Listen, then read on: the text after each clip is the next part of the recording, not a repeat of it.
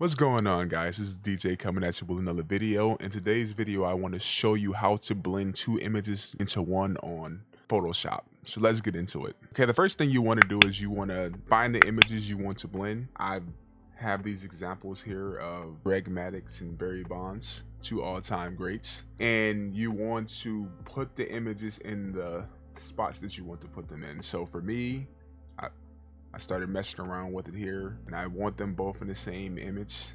So I would like to have the bat in, but obviously this is a vertical formatted image, so we'll just put it about right there for Bonds. And then on top I have Maddux. I have them about right there, so I think that's about good right there. And this process is actually pretty simple. So when you have your images in the place that you want to put them, you go to the paint tool, which is over here, and you go down to the image that's up top. I'm choosing Maddux because he's the top image, and then you create a mask. After you create this mask, you click on the mask, you make sure the mask is selected, you go over, and what you want to do is you want to have your mask set to black up top. You want the foreground to be black and then the background to be white. And so after that, if you haven't selected your paint mask, you can select it. And I have mine set to 400 just for reference. I always set it up higher, especially depending on how big the landscape is.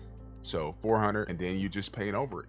So you see here, paint over it as much as you like. You have to remember where you have the other image set on the right, because for me on the right, there's nothing over here because Bond's image to the left a little bit, so it's good. I just want his space and then that silhouette of the bat so you can see it, and I think that looks pretty good.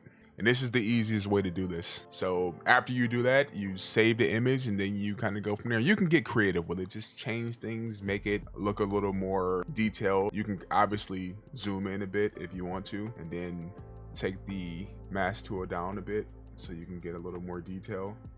I'm doing here, and then just play around with it. So that's all you need to do. Okay, if you guys enjoy the content, please like, comment, share, and subscribe. I will catch you guys in the next one. Peace.